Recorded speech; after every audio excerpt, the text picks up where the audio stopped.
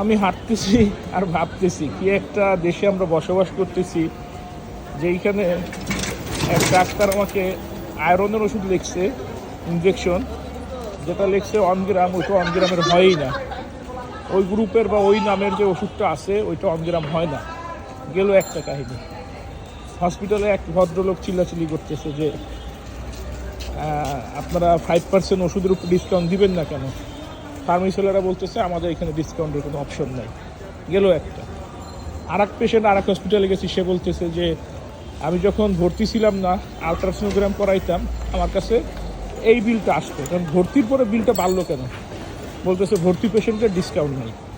কী এক সিস্টেমের দেশে আমরা বসবাস করতেছি, মানে বলার কোনো ভাষা নেই। সব ফার্মেসি ডিসকাউন্ট দেয়, অথচ হসপিটালের কিছু কিছু ফার্মেসি ডিসকাউন্ট দেয়। আমরা আসলে হসপিটালে প্রায় সময় যাই, গেলে পরে দেখবেন ডাক্তার আমাদেরকে আউটডোরের রুগীদের বসিয়ে রেখে সে ইনডোরের পেশেন্টদেরকে ভিজিটে যায়। ঘন্টার পর ঘন্টা দাঁড়ায় থাকি, বসে থাকি, অপেক্ষা করি।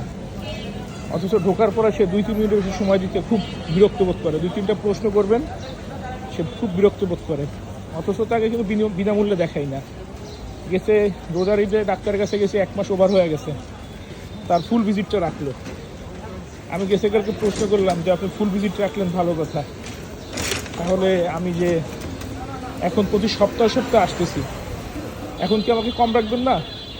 600 তো আপনি 1 মাসের ভিতরে আসলেই 600, এখন আমাকে প্রতি সপ্তাহে 2-1 সপ্তাহ পর পরে আসা লাগতেছে, ম্যাক্সিমাম 2 সপ্তাহ, এর ভিতরে আবার আসা লাগে। তো এখানে কিছু কম করবেন না? বলে না।